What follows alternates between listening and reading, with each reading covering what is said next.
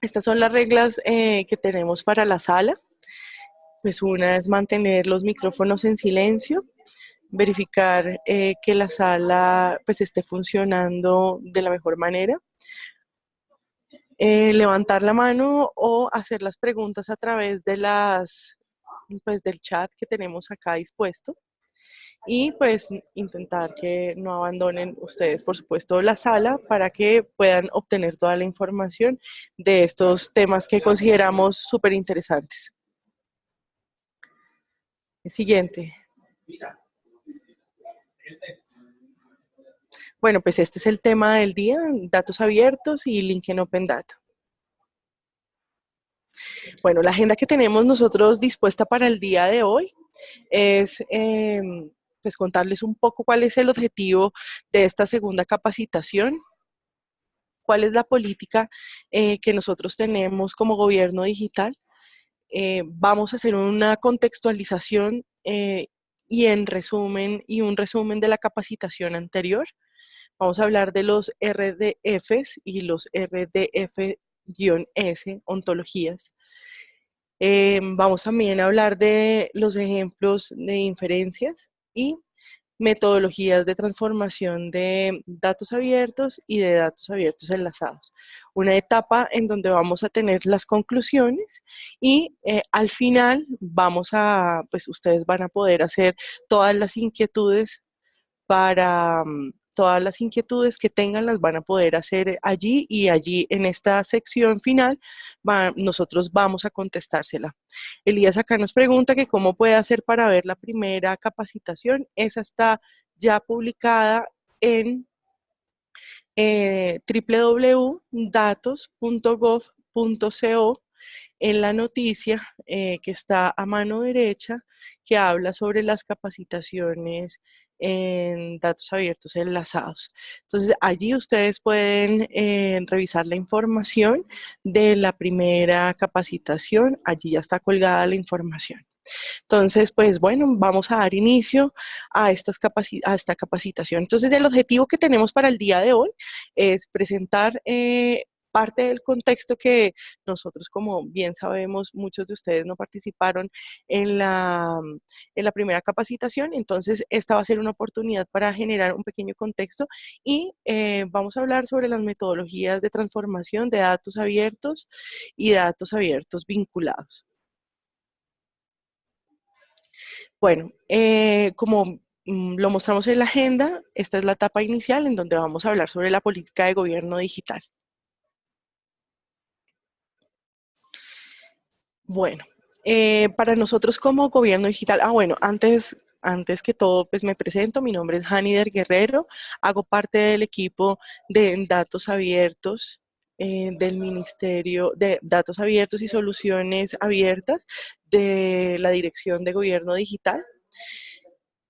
Del Ministerio TIC y esta es la política que este año salió, a inicios de este año, tiene estos 5 componentes que consideramos que son súper importantes que ustedes conozcan. Uno es el potencial, el rol que tiene el Estado de cara a la sociedad y a los actores que tiene la sociedad. Eso quiere decir que tenemos en cuenta todos los interesados que intervienen dentro de lo público, como sociedad civil, como ciudadanos, como academia, etcétera, etcétera. Otro de los elementos que consideramos fundamentales dentro de la política es que nosotros consideramos que construye sobre lo existente, permitiendo una evolución de la política que traíamos antes y la política que cada una de las entidades tiene. Adicionalmente, la política procura simplificar el uso y el aprovechamiento de las tecnologías de la información, tanto para las entidades del Estado como para la sociedad. Adicionalmente también cuenta con unos propósitos súper claros que están orientados a la implementación de estos elementos antes mencionados. Y por supuesto, la política está orientada a que exista una segmentación de las entidades de acuerdo con las características que cada una de ellas tiene, haciendo pues así un seguimiento a cada uno de los avances que se tienen en la política. Siguiente. El objetivo como tal principal que tiene la política es que las entidades del Estado y la sociedad civil y los ciudadanos usen y aprovechen las tecnologías de la información. Esto a través de servicios digitales, como puede ser los trámites y servicios a los que hoy actualmente acceden los ciudadanos y de cara a las entidades del Estado, los procesos internos que se tienen digitalizados para hacer las entidades más eficientes y hacer que estas entidades públicas, las entidades públicas puedan tomar decisiones basadas en datos. Y de esta manera consideramos fundamental un rol eh, que actualmente se tiene, y es que los ciudadanos se empoderen de todos los procesos tecnológicos que se tienen actualmente. ¿Por qué? Porque ahora esta política trae este elemento nuevo que es súper interesante, y es que los ciudadanos ya para nosotros no son los ciudadanos que solo reciben información, sino que realmente son actores activos dentro del ecosistema de tecnologías de la información, en donde los ciudadanos también pueden decirnos cómo mejorar los procesos, cómo mejorar la toma de decisiones, empoderándose de lo público. Y de esta manera, pues así haciendo que cada uno de los territorios se desarrollen de manera inteligente, como bien lo mencionan, ciudades inteligentes, como su título lo dice. Entonces, esto es, digamos, que lo que nosotros buscamos, que los ciudadanos sean competitivos, proactivos, innovadores y generen valor en lo público, haciendo que tengamos todos más confianza en lo digital. Siguiente. Estos son los componentes que nosotros creemos ayudan a lograr esta política y este gran propósito que tenemos. Y es que el Estado debe tener una arquitectura como tal que permita, de tecnologías de la información, y que permita apalancar esto, ofrecer seguridad y privacidad en la información y generar servicios ciudadanos en donde los ciudadanos puedan acceder a todos los trámites y servicios que se tienen ofertados. Esos para nosotros son unos habilitadores que son transversales y se unen a unos proyectos generales como son servicios digitales de confianza, procesos internos seguros y eficientes, a partir de las capacidades de gestión TI, la toma de decisiones basadas en datos y el empoderamiento ciudadano a través de la consolidación de un Estado abierto hacia los ciudadanos y hacia todas las personas que quieren acceder a él, impulsando el desarrollo de los territorios y ciudades inteligentes. Entonces, estos son los 5 propósitos fundamentales que nosotros tenemos. Entonces, en este instante, le doy paso a 2 personas que nos van a acompañar en esta capacitación, quienes son el profesor Luis Fernando Castillo Osa, quien es titular de la Universidad de Caldas y doctor de informática por la Universidad de Salamanca. Y más adelante nos va a acompañar el profesor Gustavo Izaza Echeverry, profesor titular de la Universidad de Caldas, y también es doctor en Ingeniería de Software de la Universidad Pontificia de Salamanca. Entonces, profe, le doy paso a su intervención y pues acá estaremos pendientes de todas sus inquietudes.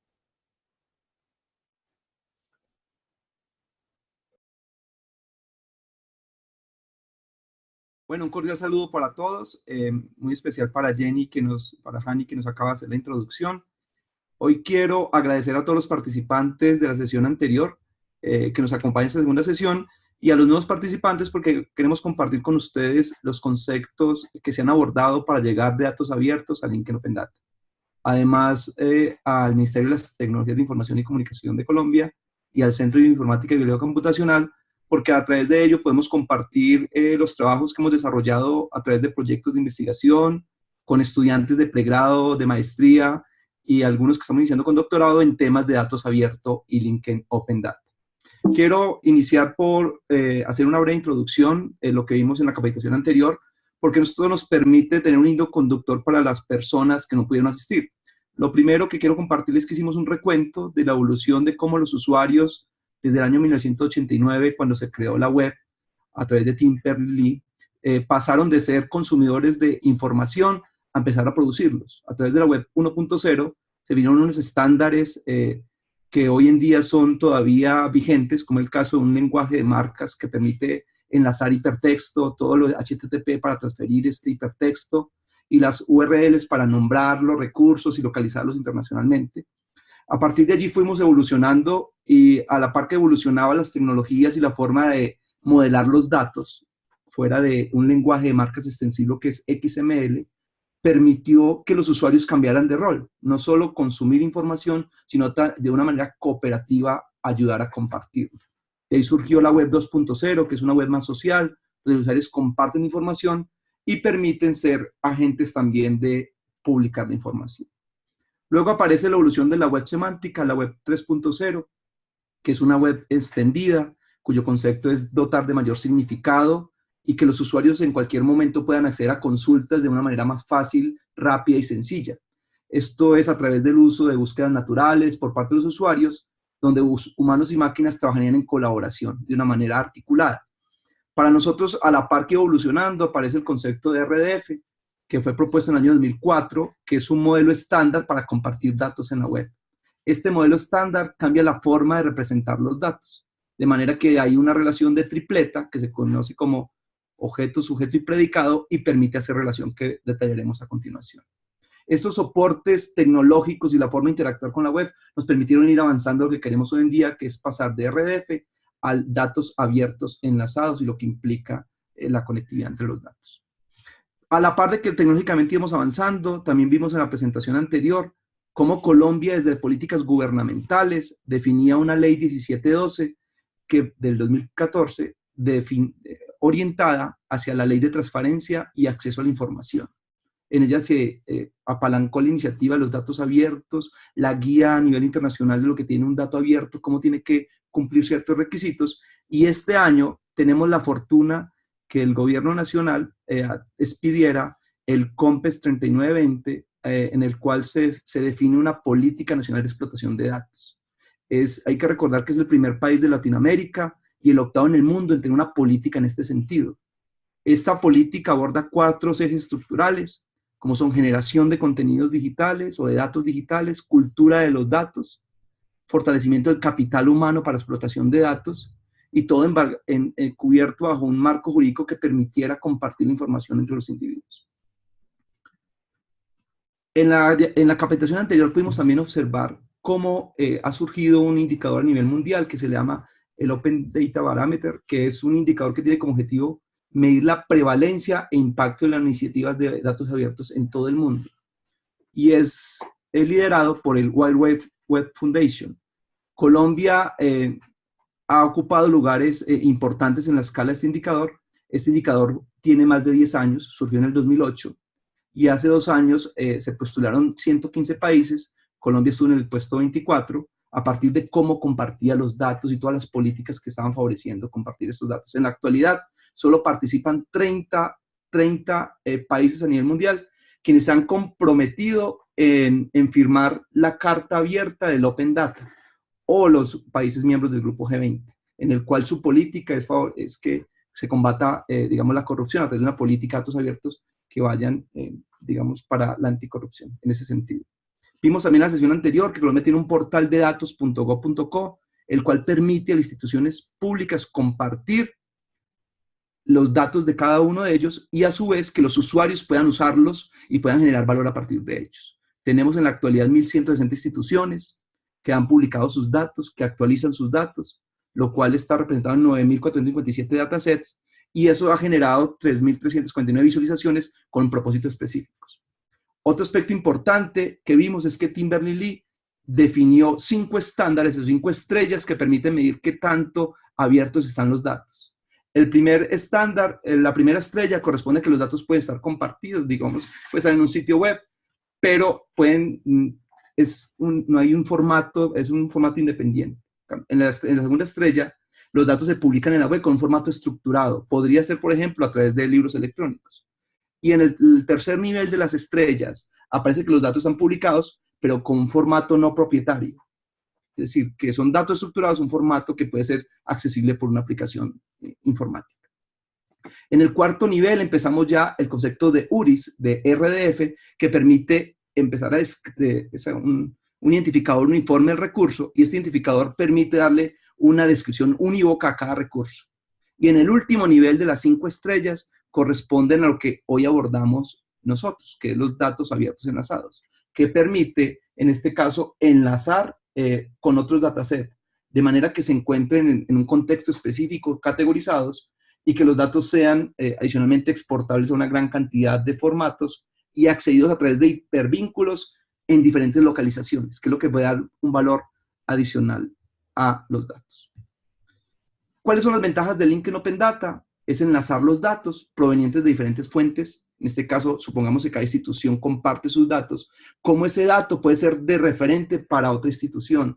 Y obviamente eso permite explorar y combinar de manera, digamos, efectiva estos datos, pero que no tenga restricciones de copyright, para que sean abiertos, el concepto obviamente de abierto dentro de esa condición.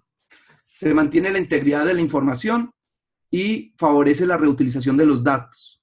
Esta reutilización de los datos lo vamos a ver y hemos visto en la capacitación anterior, vimos cómo evolucionó en el cloud de LOD, cómo evolucionaba los datos, cómo se enlazaban directamente. Y esos datos están categorizados dependiendo si estaban desde el punto de vista gubernamental, geográfico, desde el punto de vista lingüístico, de publicaciones científicas para favorecer la ciencia abierta. Y digamos que en este sentido vemos que es una tendencia muy actual de todos los países de compartir información para que sea accesible. Hemos pasado de la web de datos, que es a partir de recursos, a una web de información. Y esta web de información permite estructurar un modelo conceptual a partir de los datos que representan y una serie de relaciones entre los datos. Eso es lo que queremos, digamos, explotar de una manera más dinámica. Un ejemplo puntual es el de la Casa Blanca, en el cual podemos ver la página de Wikipedia, en donde escribe la Casa Blanca. Uno pudiese ver desde el punto de vista computacional como una página HTML que tiene estructurada, que tiene unas etiquetas, unos enlaces, unos frames, tiene unas imágenes, tiene unos labels en particular, y uno podría determinar eso, pero para nosotros lo importante es que ese tipo de representación sea accesible por las máquinas y pueda ser, digamos, procesable por las máquinas, y eso es lo que queremos llegar. Esta representación de la Casa Blanca puede verse en un modelo a través del RDF. El RDF que representa los conceptos que estaban en esa página web.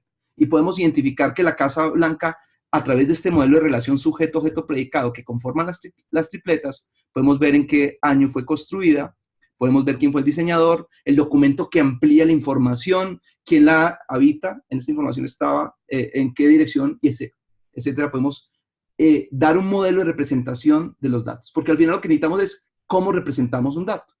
Y hay que partir del hecho que estamos hablando de Open Data y Link en Open Data, que para nosotros los datos son la representación primaria, ya sea de variables cualitativas o cuantitativas, que son almacenables, transferibles, que pueden ser visualizados, controlados y entendidas por máquinas. Eso es lo que nosotros entendemos como un dato como tal. A continuación le doy el paso, le voy a ceder mi turno en la palabra al doctor Gustavo Izaza, quien empezará a compartirles con ustedes los conceptos ya de los detalles de los indicadores de RDF y a continuación. Muchas gracias, bienvenidos a todos, en especial gracias a Mintig y a Hani por invitarnos a participar de esta importante sesión.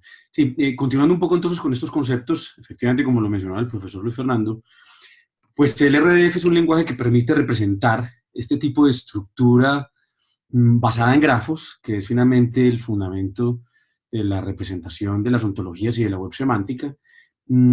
Cambia significativamente el concepto de una representación convencional de una base de datos que está basada en tuplas, basada, digamos, en atributos, quizás el modelo orientado a clases, que son atributos y métodos. Aquí es un concepto de, ya lo han reiterado, de sujeto, predicado, objeto. El núcleo del uso de los RDF es la posibilidad de vincularlos con otros datasets.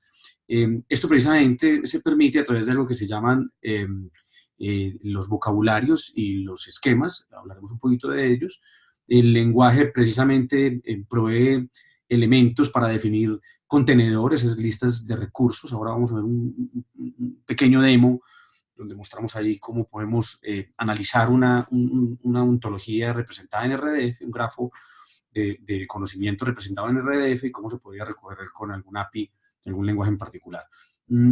Se pueden definir propiedades, se pueden definir sujetos, predicados, objetos, valores, sentencias específicas. Tiene un nivel de granularidad bastante atómico. Hay que decir que efectivamente esto es una manera de representarlo, no es la única manera. JSON, por ejemplo, ya tiene una nueva variante que se llama el JSON LD, Linked Data. Es un tipo de representación de JSON para proyectos basados en la web semántica, pero pues por lo pronto no ha tomado suficiente fuerza para ello, con lo cual pues RDF finalmente se ha convertido como el estándar de facto para este tipo de propósitos. Aquí hay una breve captura de lo que es la representación en RDF con XML. Si ustedes pueden observar allí, pues efectivamente es como un XML. No obstante, pues empiezan a aparecer algunos elementos, labels, que llaman, por ejemplo, diccionarios, sintaxis de diccionarios, recursos específicos a través de algo que se llaman las URIs, que es la identificación precisamente de los recursos. Esto es una representación basada en XML y también pueden haber representaciones basadas en entry o triples, que es otro estándar de representación basado en grafos. Aquí es importante mencionar que hay lenguajes que escalan muchas más extensibilidades sobre este tipo de representación. Por ejemplo, hay uno que se llama WL, que es Ontology Web Language. En sesiones próximas se hablará un poquito sobre estos conceptos. Allí se permite representar muchas más propiedades, muchas más capacidades de la información que permiten descubrir mejor información automática por parte de las máquinas, inferir mejor conocimiento, articulándose con algunos lenguajes de representación basado en reglas sobre bases de conocimiento, y esto permite una mejor explotación precisamente de este tipo de datos. Aquí hay una pequeña captura de lo que sería una ontología, como bien lo mencionaba el profesor Luis Fernando. Pues ahí se van mostrando las relaciones que existen entre sujetos, predicados y objetos. Uno dice, sí, muy similar a una base de datos, pues sí, pero no tiene la estructura convencional de una base de datos relacional. Aquí, finalmente, las propiedades pueden ser propiedades de objeto, propiedades de datos que permiten instanciar elementos. Se pueden definir una cantidad de posibilidades de simetría entre las propiedades. Eso son cosas que podrán ver también un poquito más adelante. Aquí hay algunas de las clases más asociadas a los diccionarios de los RDFs. RDFS realmente significa esquemas de RDF. Esto tiene que ver con los vocabularios. Esa es la fuerza de la web semántica, poder reutilizar conocimiento. Quizás cuando vieron el mapa de la nube del Linked Open Data, pudieron verificar que casi todo converge a la de Wikipedia, que es finalmente la Wikipedia reedificada, y justamente porque allí está definido casi todo, ¿cierto? Al menos si alguien necesita utilizar algo en el contexto, por ejemplo, de los sistemas georreferenciados, y todos los elementos que aparezcan dentro de los sistemas georreferenciados probablemente están definidos dentro de la Wikipedia. Por eso es muy importante reutilizar recursos. Esa es finalmente una de las estrategias, de las técnicas más importantes que hay que aplicar dentro de esto. Entonces uno puede definir recursos, literales, clases, propiedades de datos, gestión de listas, de contenedores, en fin, bueno, ahí hay una referencia a algunos de esos elementos y esas entidades que hacen parte de los diccionarios. Algo importante es que cuando se conecta o se enlaza o se vincula con un diccionario, pues efectivamente el punto de vinculación es hacer una notación basada en RDFS, y efectivamente a renglón seguido pues la URI que permite obtener ese recurso, ya sea directamente dentro de la construcción del repositorio ontológico o desde alguna API, desde algún lenguaje. Por hoy se usa mucho Java. Python está intentando colonizar un poco el mundo de la web semántica, pero nosotros somos siendo grandes defensores de este lenguaje en la computación científica. No obstante, Java todavía tiene mucha más madurez en la implementación de APIs, bibliotecas, package, que soportan recursos de la web semántica, de las ontologías del RDF y RDFS, o o incluso de lenguajes como WL o WL2, que está basado en una representación funcional. Una comparación básica de lo que es una base de datos relacional, lo que es una base de datos jerárquica y lo que puede ser una base de datos basada en grafos. En los modelos basados en grafos, pues efectivamente trae consigo también unos retos computacionales importantes, pero hoy por hoy en tendencias como la computación simbólica, por ejemplo, tecnologías que está utilizando TensorFlow para hacer flujos de datos a través de operaciones matemáticas, demuestra cómo precisamente estas arquitecturas basadas en grafos son ideales para muchos procesos de descubrimiento de información. Un ejemplo clásico es el uso de Neo4j. Esto es una de las grandes bases de datos orientadas a grafos. Maneja un concepto de tripleta, incluso ellos utilizan una subdefinición que se llama tripleta más uno, que pueden tener un elemento más, y bueno, utilizan lógica de predicados. Aquí hay un poquito de matemáticas discretas, pero realmente si uno desea meterse en el campo de la web semántica, para los links de OpenData no tiene que entrar en ese formalismo matemático. Eso es más bien para los que están haciendo investigación en este contexto. Hemos hablado varias veces de las ontologías. Pues una ontología finalmente son un conjunto de términos y relaciones entre ellos que permiten representar un dominio de conocimiento. Hay ontologías de diferentes tipos, hay ontologías generales, ontologías específicas, ontologías de alto nivel, de bajo nivel. Eso puede ser tan granular como el ingeniero ontológico, si es que pudiéramos llamarlo de esa manera, o el grupo de expertos que construyen una ontología quisieran. La idea es que se puedan utilizar lenguajes extendidos de ontologías para que se pueda tener acceso a mayor capacidad de explotación de esos datos a partir de procesos de razonamiento y de inferencia, que es finalmente lo que se busca. Es decir, que las máquinas sean capaces de entender la información que está allí representada, como finalmente un objeto autodescriptivo. Algo importante es que, claro, el proceso de construcción de ontologías no obedece a un esquema caótico. Todo lo que hacemos en la computación y en las tecnologías de información, buscamos que se aproxime a un modelo muy formal definido por metodologías.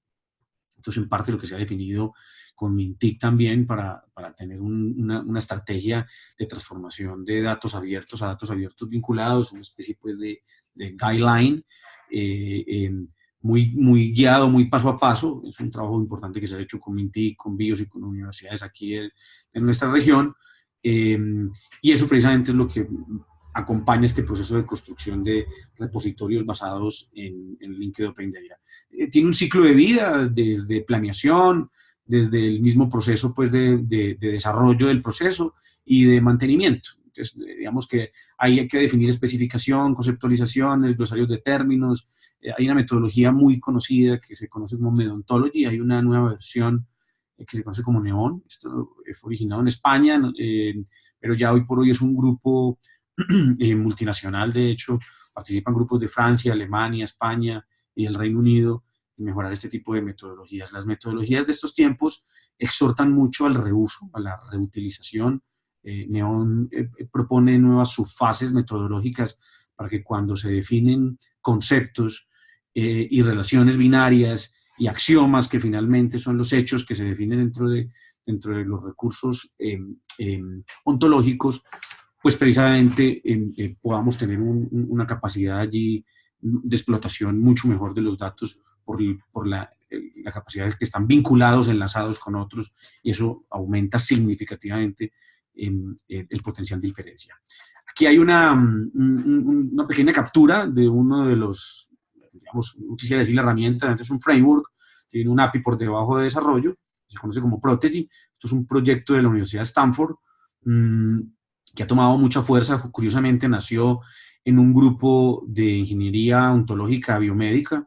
Aquí tenemos que resaltar que si bien el tema de gobierno abierto tiene unos casos de éxito y unas muy buenas prácticas del uso de datos abiertos y datos abiertos vinculados, es probable que al mismo nivel, o por lo menos ahí en segunda instancia, está el sector de las investigaciones en ciencias biomédicas, en particular la gente que investiga en genómica. En todas estas áreas ahora haremos una mención un poco más específica en ese campo.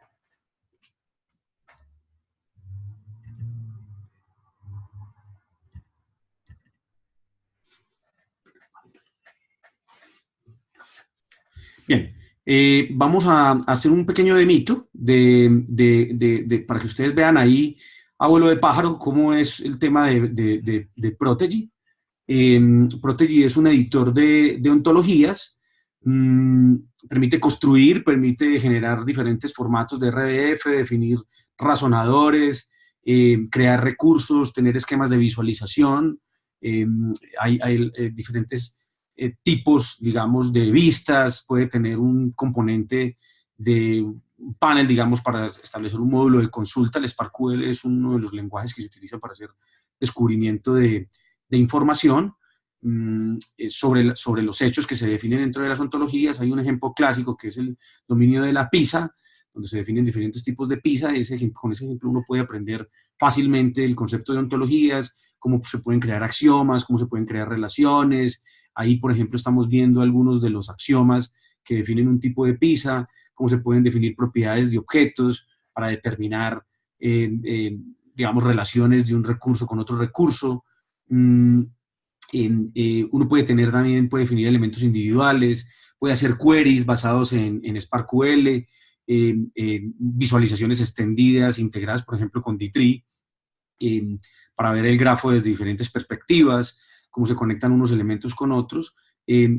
Casi siempre lo que se sugiere es precisamente que las ontologías se construyan en este tipo de herramientas. Esto exporta en formato de RDF. Uno acá básicamente lo que tiene es una herramienta para hacer clic, drag and drop. Con eso uno puede crear un nuevo recurso, uno va creando una especie de taxonomía de conceptos básica y va extendiendo la taxonomía de conceptos, añadiendo lo que se llaman los axiomas, añadiendo las reglas y las restricciones. Una ontología es finalmente como un universo de conceptos donde a partir de restricciones y axiomas uno va mejorando la descripción de ella misma para asociarse a un dominio de conocimiento específico. Más adelante, en futuras sesiones del webinar, pues miraremos un poco más al respecto. Aquí les quiero mostrar brevemente cómo se puede utilizar. Pues esto sería en un entorno modo consola.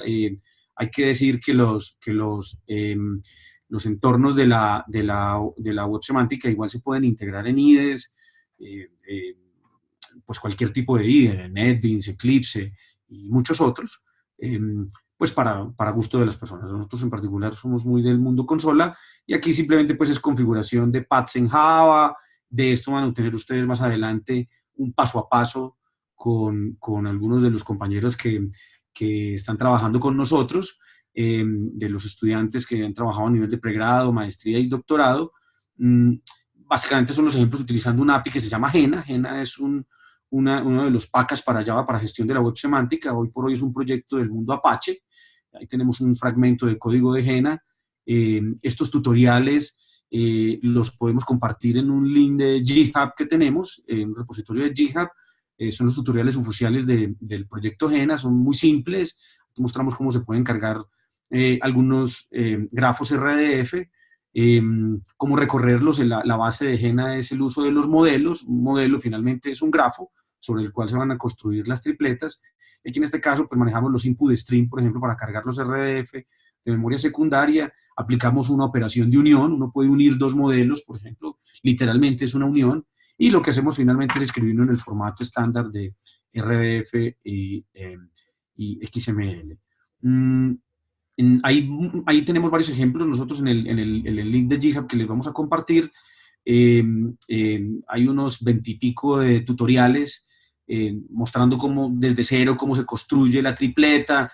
Aquí, por ejemplo, les estamos presentando el uso de los esquemas del RDFS y aquí estamos utilizando un vocabulario para definir lo que se llaman las B-cards, las tarjetas virtuales. Entonces, como eso son propiedades que ya están definidos en un vocabulario, pero lo único que necesitamos es la URI. Si lo vamos a hacer desde Jena, en Java, pues tendríamos que asociárselo a los imports. Y si lo fuéramos a hacer directamente dentro de Protegi, pues tendríamos que saber la URI donde está el vocabulario. A veces no tiene mucho sentido pues construir el RDF desde cero, desde una aplicación en Java. Si uno ya tiene una idea de cómo hacer su ontología, pues más bien va a una aplicación un poco más gráfica y más bien interactúa desde el código. Aquí vamos a poner algunos ejemplillos. Ahí vemos precisamente abajo pues claro, no tiene ninguna visualización porque no tiene ninguna interfaz gráfica, pero ahí vemos los elementos de sujeto, predicado, objeto de un RDF. Y les voy a mostrar acá una relacionada con un recorrido de una ontología con un módulo de consulta basado en su lenguaje que se llama SparkQL, que finalmente no es solamente un lenguaje, sino también un protocolo de resultados, tiene algo que se llaman los endpoints, y eso pues son ejemplillos que creo que a ustedes les van a servir más adelante para que puedan entender cómo se hace análisis de una ontología, cómo se recorre, cómo se añaden instancias, cómo se consultan elementos. Entender el lenguaje de consulta implica cambiar un poquito el chip. Tenemos un despliegue y una pequeña ventanita gráfica para establecer elementos de consulta, y ahí están los ejemplillos de algunos códigos de SparkQL. Aquí lo vemos.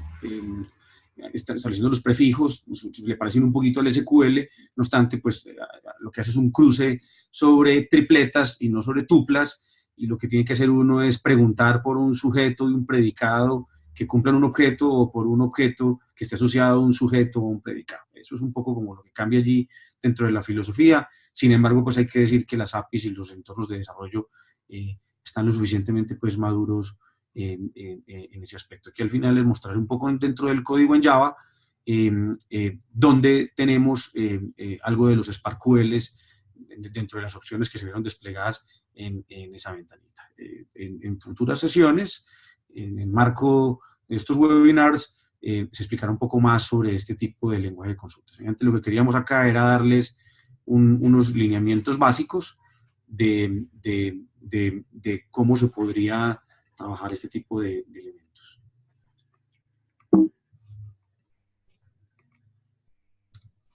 Bien, continuando aquí como para pues, cumplir con los compromisos de tiempos, uno de los recursos importantes en el marco de la nube del Linked Open Data son justo las ciencias de la vida.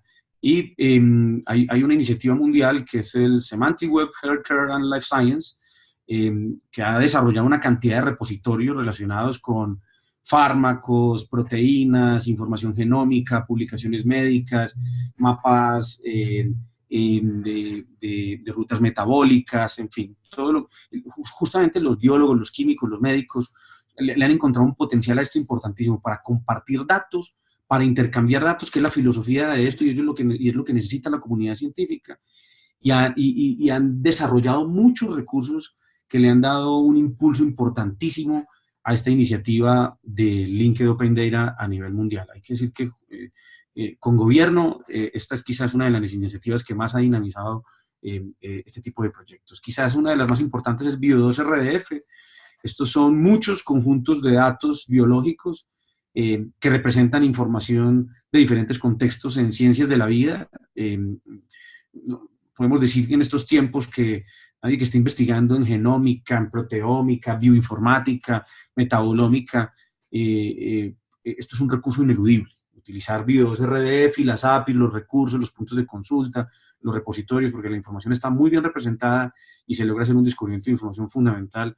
Imagínense ustedes en el marco del descubrimiento, por ejemplo, de genomas o de información útil para diferentes tratamientos o, bueno, aplicaciones industriales. Hay una breve representación del subconjunto de datos que tiene que ver con ciencias de la vida, del gran mapa del Linked Open Data, soportado pues por grandes recursos. Hay un ejemplo de un query basado en SparkQL sobre ese tipo de repositorios, para que ustedes tengan ahí una breve visualización. Algo muy importante dentro del Linked Open Data es justo la capacidad de descubrimiento de información y de conocimiento. Uno puede decir que la extracción de conocimiento se logra a través de un lenguaje de consulta como el SparkQL, pero el descubrimiento de conocimiento se logra a través de procesos de razonamiento y inferencia. Obviamente, cuando uno tiene una ontología, uno define un conjunto de términos y un conjunto de axiomas, en este caso son como los hechos, ¿cierto? Los elementos asertivos que usted define. Para esto se utilizan operadores tipo existencialistas, para todo algo existe un algo, claro, pero sin entrar en el formalismo matemático. Para eso hay un tipo de lenguaje de representación muy sencillo que el lenguaje natural permite hacerlo de una manera mucho más expedita e intuitiva. En el caso de la diapositiva que estamos aquí proyectando, pues aquí se representa una base de conocimientos en el dominio precisamente de ciencias de la vida. Se etiqueta un recurso basado en un IPROD y unos hechos donde dicen que efectivamente, pues quizás una ID de una proteína específica hace parte de estos recursos. Estos son hechos que define el constructor de la ontología, y esto lo que permite es explotar aspectos de inferencia de conocimiento. Para hacer inferencia se requieren definir axiomas. Los axiomas, precisamente lo que les acabo de comentar, son una expresión asertiva de la relación entre los elementos, y un lenguaje basado en reglas tipo if-then. Si se producen este conjunto de propiedades entre los elementos de la ontología, entonces podemos inferir, por ejemplo, una nueva condición, una nueva relación, un nuevo dato, un poco homogéneo como son los sistemas basados en reglas.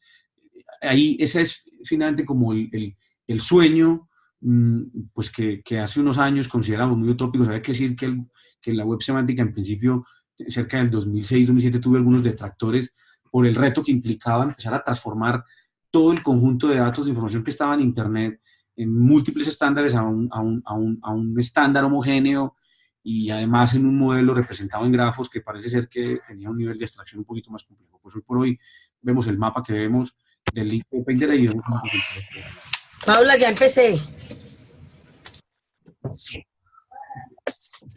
¿Un teléfono por allí? Sí.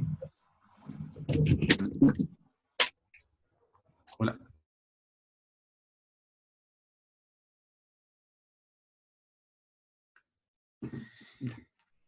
Sí, está saliendo. Bien,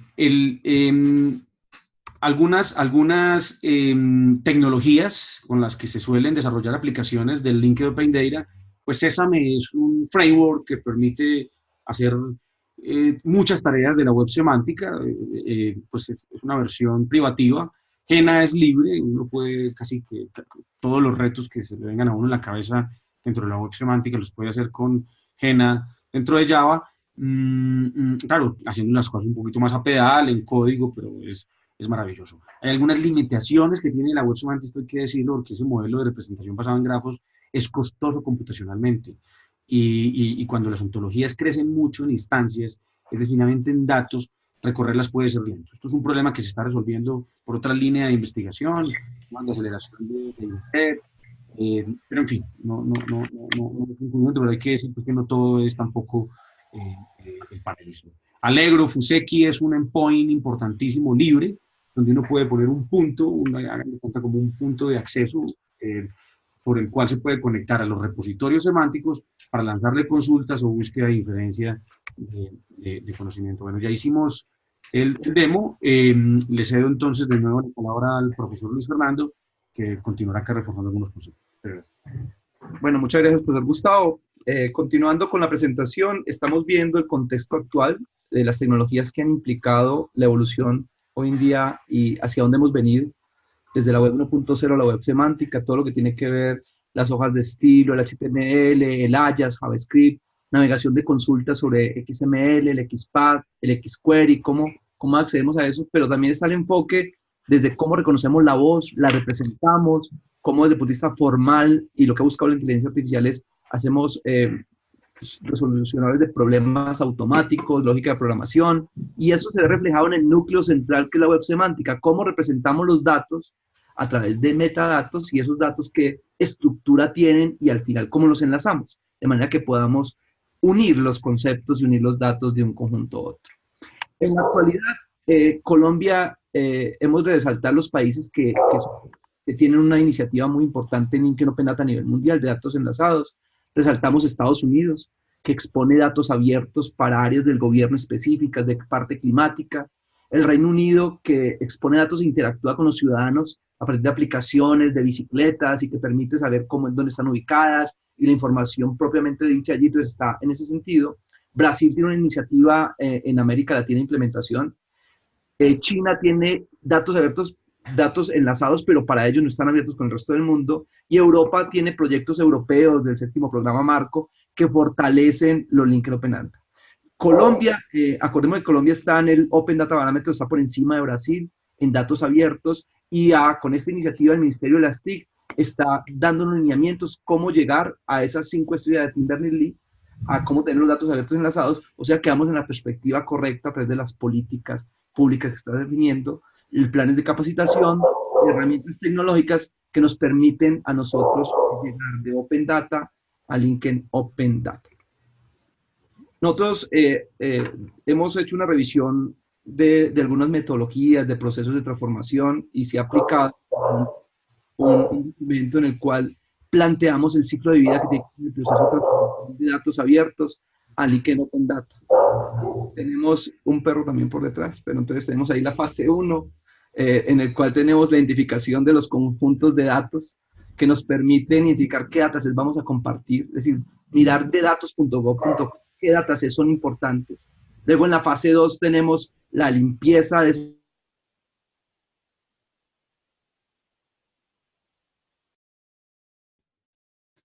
en la fase 2 tenemos que uno de los aspectos importantes siempre que procesamos datos es cómo se limpian los datos, cuál es la calidad de esos datos, cómo se modelan y se hacen esos datos que representan.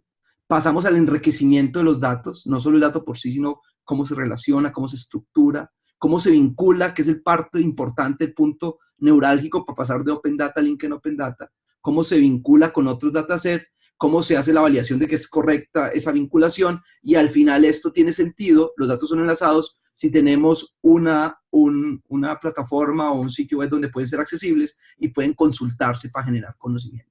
Es el ciclo de vida del proceso de transformación, el cual es importante y se irá discutiendo paso a paso. Hay un documento donde se hace mayor detalle a través del Ministerio de las TIC, ese documento, cada una de las fases, los pasos, que permite detallar con mayor profundidad lo que estamos explicando hoy.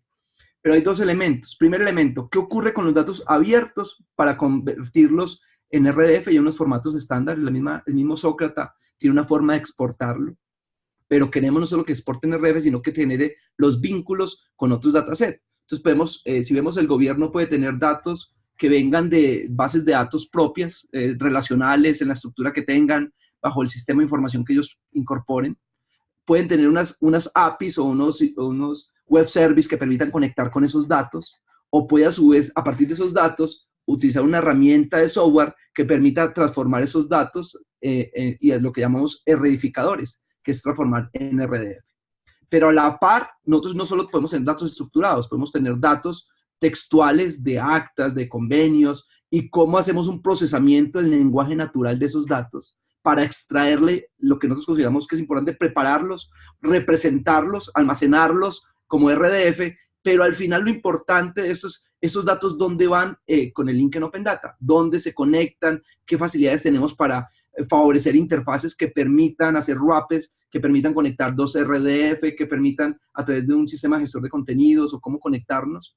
Y que se consulten en la última etapa, esos datos que se consulten a través de consultas específicas, profesor Gustavo, a través de consultas Spark Query, donde nosotros hacemos la forma de conectar estos datos, hacer consultas y empezar a establecer relaciones e inferir conocimiento que para nosotros no era a simple vista, no tenía relaciones puntuales. Entonces, el objetivo es esa dinámica.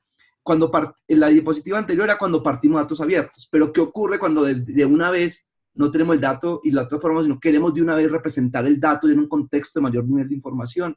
Aparece una propuesta metodológica de planear qué datos tenemos, qué ontología podemos modelar, o qué ontologías hay que podemos reutilizar, qué expertos podemos compartir o invitarlos a que participen para que definan los conceptos básicos. Y en eso aparece la fase de especificación, que es una modificación a la metodología que plantea Methodology Neon,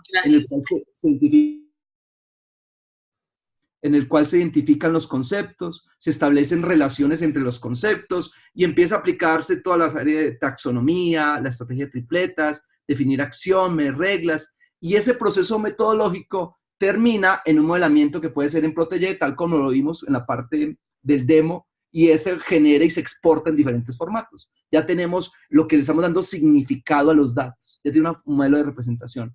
Ahí es donde aparece la semántica. Cuando ya el dato por sí solo en un contexto determinado tiene mayor información, le estamos dando el significado y ese dato pasa a ser ya en un contexto semántico, ser procesable por máquinas y empezar a a ayudar en la toma, digamos, de consultas sobre esos mismos datos. Es a donde queremos llegar. Quiero compartirles un ejemplo puntual que hicimos para utilizar esos conceptos entre las universidades de Caldas, Autónoma y Cenicafé, en el cual empezamos a analizar datos del café y empezamos a hacer una recopilación de la información biológica de diferentes cultivos de café. Hay diferentes tipos de café, tipo arábica, capataca, libérica, canéfora. De acuerdo al tipo de café, estas especies determinan el sabor del café. Entonces, lo que se hizo con Cenicafé es tener acceso a los datos bioinformáticos. Eso se hace unos procesos del genoma de secuenciación o si era de transcriptoma. Eso es un proceso de secuenciación, de ensamblaje, de anotación. Y a partir de que estuviéramos anotados, se generaron un conjunto de dataset. Lo que vemos ahí es el dataset de los datos. Se hizo un procesamiento muy secuencial de qué información relacionada con esos conti de información de los genes del café. Empezamos un proceso secuencial a encontrar conceptos con bases o información de libros especializados en biología molecular. Preguntar información genética con qué otras relaciones biológicas tenía. Y empezamos el modelo secuencial, a analizar esos repositorios, a representarlo de una manera computacional.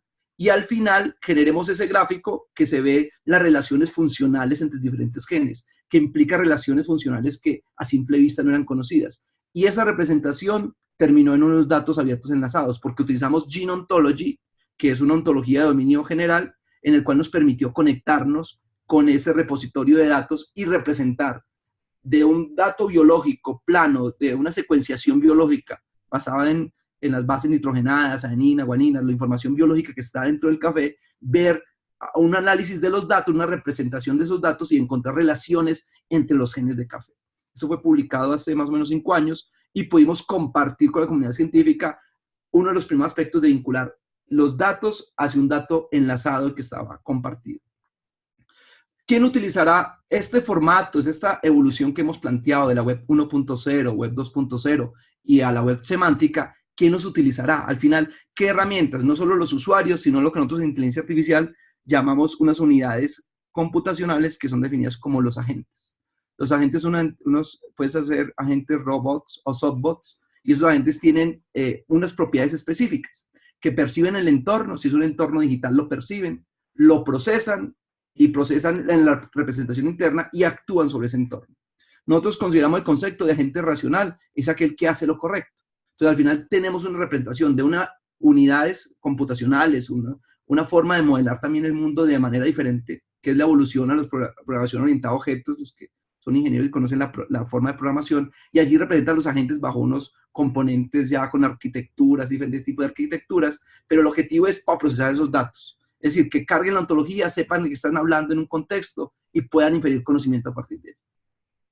Coincide con la visión de Nova Spiga desde el 2007, estamos en el 2018, y mire la evolución que ha seguido en términos tecnológicos, la era del PC, cuando se creó las primeras páginas, las primeras computadores que no pueden compartir información, luego en la web 1.0 con los formatos que hemos visto en esta sesión y la anterior, de los diferentes protocolos que comparten información, HTML, HTTP, las herramientas que permiten ya reedificar, la web 2.0, a través de diferentes formas de representar, de que haya búsquedas semánticas, la web 3.0, representaciones semánticas, que podamos hacer mashup de combinación de diferentes aplicaciones, y estamos evolucionando hacia la web 4.0, que es la tendencia que tenemos. Que la web 4.0 son una web abierta que permita estar conectado y que las personas se representen a través de agentes, que representen lo que busquen y que ayude a esa predicción, y que el usuario, pues obviamente, que con miras a soportar las necesidades del usuario.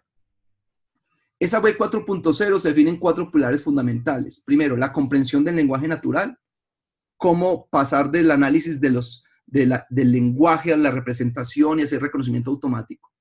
Esos nuevos modelos y protocolos de comunicación de máquinas a máquinas, los protocolos inteligentes, cómo interactuar a partir de allí, tomar decisiones entre las máquinas, basado en la información del usuario, el contexto, la parte de sentimental análisis, el análisis de los usuarios y el modelo de interacción, cómo es que ha cambiado la forma del usuario interactuar con las aplicaciones y que sean más dinámicas en ese sentido. En términos generales, hemos explicado en esta capacitación elementos generales de la evolución desde la web 1.0 hasta la web 4.0, en el cual incorpora diferentes formatos, diferentes protocolos, lenguajes, que permiten no solo a las máquinas identificar cuál es la representación de esos datos, sino aplicar algoritmos o técnicas para mostrar, visualizar, interactuar con esos datos y que el usuario pueda sacar mayor provecho. Los datos abiertos vinculados facilitan la integración, permite reusar vocabularios que se identifican en forma de URIs, en formas específicas, se pueden integrar con otros conjuntos de datos, con vocabularios diferentes, pero sobre todo permite la navegación a través de datos complejos. Es un elemento principal aquí.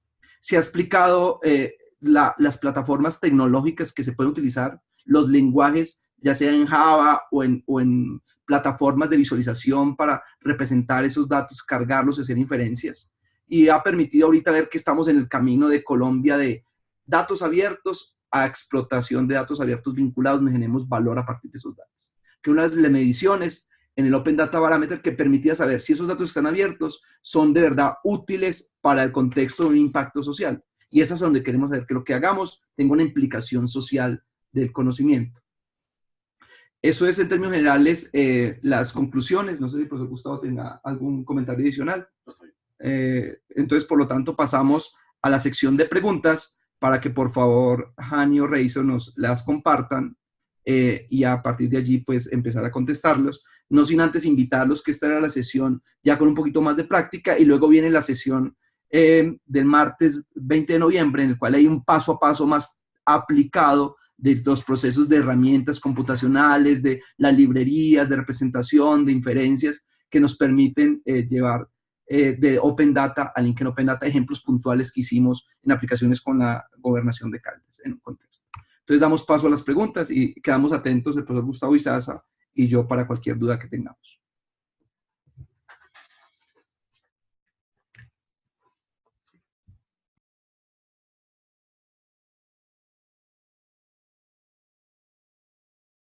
Bueno, hola a todos. Kelly, con mucho gusto nosotros vamos a compartir esta presentación, va a estar allí publicada a partir de mañana en nuestra página www.datos.gov.co. Allí vas a poder ver el slide que nos está solicitando. Si tienes alguna pregunta puntual, nos la puedes compartir. Profesor Luis, nos pregunta Kelly cómo se llama la herramienta para definir ontología de datos. Y la otra pregunta que nos hace Kelly es, ¿la herramienta para crear ontologías es libre?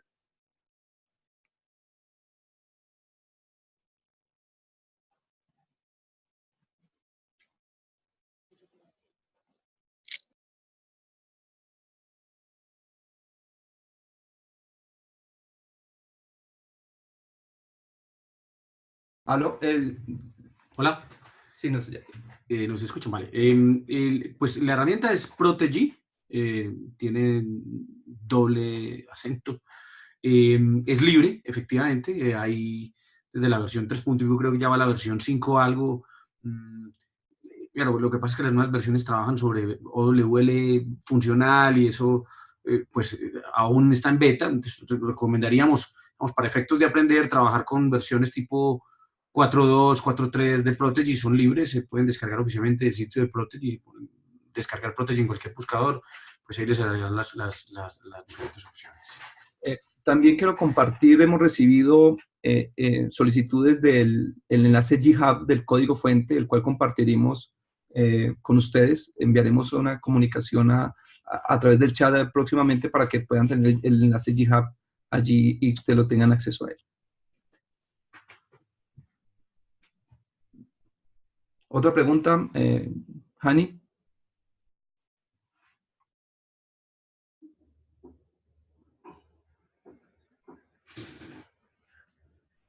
¿Aló? ¿Nos escuchan? ¿Se cayó? Saludo. Hola.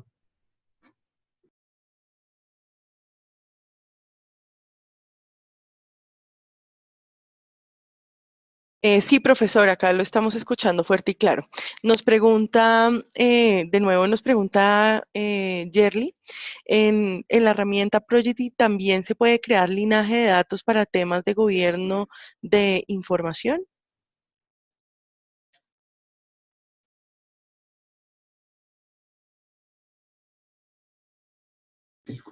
Nos gustaría identificar el concepto de linaje de datos, y es la parte jerárquica de representación que sí lo permite, es decir, que sí permite una estructura de clases y subclases y permite representar relaciones entre estos conceptos. El Protege lo permite generar y exportar los formatos, visualizarlo, pero el concepto de linaje es el que me gustaría precisarlo de pronto en este concepto.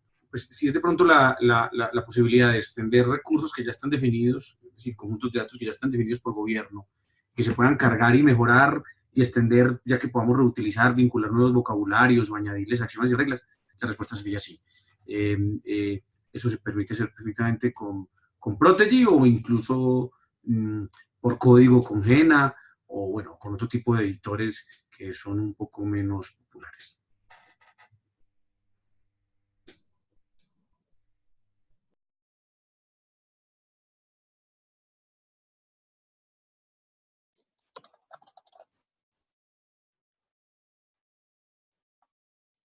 Bueno, la siguiente pregunta que tenemos nos la hace Lucelli.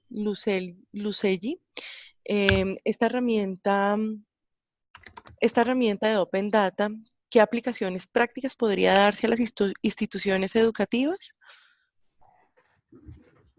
Vale. De muchos contextos. Lo primero es que tenemos que compartir la información tenemos que identificar qué información debemos compartir de instituciones públicas. Un ejemplo, hay información pública relacionada con las pruebas de PISA. Las pruebas PISA nos permite identificar cómo fue el comportamiento, la evolución, cómo ha sido la evolución en los últimos años de cada colegio, y a partir de allí, por cada también cuántos estudiantes se presentaron, podemos empezar a identificar de una manera, digamos, sistemática sobre esos datasets que ya tenemos abiertos en la página web de datos.gov.co, empezar a enlazar esa información que está publicada versus otras instituciones de la misma región del país, otras instituciones del mismo municipio, hacer cuadros comparativos, vincular qué se tiene y poder tratar de hacer diferenciación o tratar de contraste de los resultados entre uno y otro. Eso es un ejemplo, digamos, que práctico y se puede apartar, digamos, se puede definir y hacer consultas puntuales. ¿Qué es lo que falta? Unir los datasets, ¿cierto? Que cada institución diga, tengo las pruebas de PISA y con qué lo enlazo, con qué otro dataset me interesa que tenga información y generar la URI que permita enlazar estos datos. Pero ya la imaginación nos quedaría a nosotros, porque ya es qué aplicación le damos, qué valor agregado le damos y analizar los datos en ese contexto. Ya es definir sistemáticamente el protocolo, qué información yo quiero y para mí es útil, identificar qué datasets ya están compartidos que bajo mi criterio me pueden servir desde el punto de vista académico, qué información es relevante para mí o qué estoy buscando y a partir de allí enlazar. Vale, profesor Luis y profesor Gustavo, nos pregunta Viviana Ibarra, ¿existen ontologías de ciencias humanas y sociales? Sí, efectivamente, pues habría que entrarlas a identificar en el link de Open Data, pero sí, es un dominio bastante explotado, dependiendo, por ejemplo, en la literatura, hay muchos subdominios relacionados en ese contexto. Pues efectivamente, como esto va trabajando obviamente en dominios específicos, nosotros nos hemos concentrado en 5 o 6 dominios: gobierno, ciberseguridad, bioinformática, algo de lo que tiene que ver con procesamiento del lenguaje natural y asuntos de análisis de emociones e intenciones, pero sí que hay repositorios en esa área. Si no estoy mal, dentro del mapita del cloud, que por ahí está enlazado en las diapositivas, uno puede ir en una de las bolitas grandes, es justo el que tiene que ver con las ciencias humanas, dependiendo, pues hay asuntos artísticos, por ejemplo, hay ontologías importantes musicales, en eso hemos encontrado cosas interesantísimas, pero como nos hemos ido por esa línea, pues probablemente no lo hemos logrado explotar como debería. No sé, quizás si nos escriben podemos darle un poquito de orientación, cuáles serían como los repositorios más relevantes en este dominio. Hemos compartido en la diapositiva los correos nuestros, cualquier información con gusto. Adicionalmente, hemos trabajado algunos aspectos de las ciencias jurídicas en la parte de normatividades, en la jurisprudencia, cómo está concebido En eso yo he encontrado, y con el profesor Gustavo hemos encontrado la parte jurídica de cómo interpretar como ese razonamiento jurídico, si hay una ontología específica en ese contexto. pero depende, como una ontología es un dominio específico, hay que tratar de buscar sobre qué queremos y buscar la ontología, o en el mejor de los casos, generarla. Para eso está la metodología Meta-Ontology Neon, que permite generar una ontología si no la tuviésemos y incorporarla en la informática o en la aplicación que queramos. La siguiente pregunta que tenemos nos la plantea Yerli, perdón, y nos dice, está uniendo con lo que hablábamos antes sobre el linaje, y es: linaje es flujo en donde se originan los datos. ¿Quién los alimenta? ¿Quién los modifica?